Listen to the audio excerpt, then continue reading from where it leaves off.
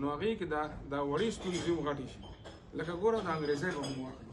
په انګریزۍ کې پی یو ټي پټ دی، بي یو ټي بد دی. موږ د یو انګریز نه دا پوښتنه وکړه چې پی یو ټي پټ دی نو بي یو ټي پټ ولې په انګریزۍ کې د لیټن ورډز دپاره بیخي د پیسې وایس جوړولو دپاره جدا طریقه ده. هغې ته به ټو لګي، باقي نورو کې به بای لګي. په انګریزۍ کې یو کین وي، هغه ناون وي، یو هیلپینګ ورب وي، یو ورب وي.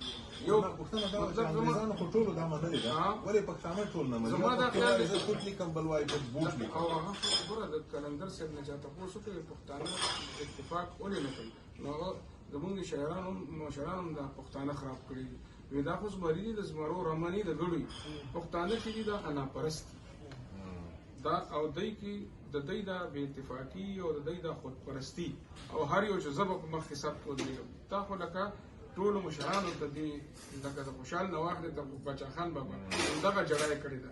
او دویمه دا چې سرکاري سرپرستي نشته.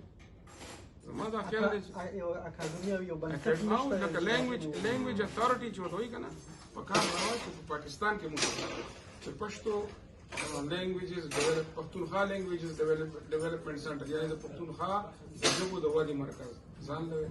پنجابي languages development center یا پنجاب هغه ځان لوي چې سرایکي آئی افسوس او ډېر درد سره مخ دي د پنجابي په مقابله کې سرایکي. داسې سندي languages په کار دا وه چې دا کومې ژبې دي دا د پاکستان ظاهره خبره ده چې موږ ملک اوسو. دا ملک چې جوړ شوی دی نو هم تخریب شوی دی، هم تعمیر.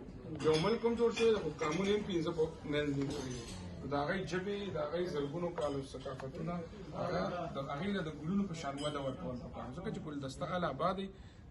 بنګال سره زموږ ظلم هم دک او جب هایوي زموږ ژبه موږ به په دیوناګري کې لیکو او موږ به چې کوم دی لیک دود خبره یوه خبره چې مثلا موږ کوایو چې جغرافیه وویشل شوه. اوس د عرب نړۍ جغرافیه ویشلې د بېلابېل هېوادونو د ژبه یوه ژبه ده. د ژبې په جوړښت باندې مثلا لهجې شته د بېلابېلو هېوادونو، ولې لیکدود لیکبڼه یې یوه ده او ټول په هغې باندې اتفاق کوي.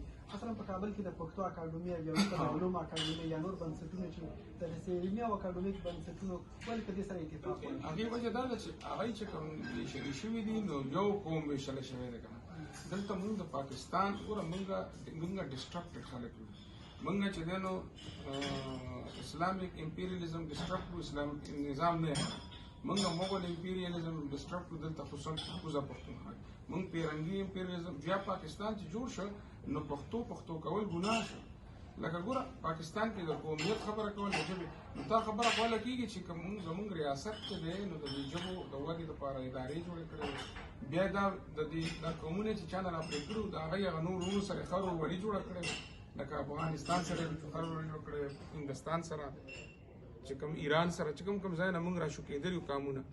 دلته دا وشو چې دی په زور زبردستی باندې د یو څو ذهنونو د یو څو عجیبه ذهنونو د لاسه غیر جمهوري ذهنونو دلته کې نو دلته په موږ باندې اثرات وشو، د انګریزۍ اثرات وشو، د اردو او دا وویلی شو چې څوک پښتو وایي نو دی نالایقه دی، دی د کمترۍ د احساس کار دی. په کار دا چې دی اردو وایي پښتو پرېږدي.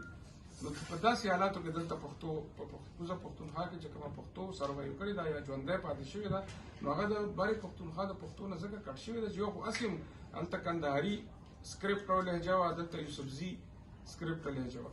یو توپیر مخکې نه موجود بیا موږ دلته د پنجاب سره نږدې نو زموږ په ژبه باندې د اردو او د انګریزۍ زیات اثر و، تاسو په ژبه باندې د درۍ زیات اثر و لکه زموږ دا غرونو پس. نو بیا که چېرې موږ ټول یو وې نو داسې به نه وه.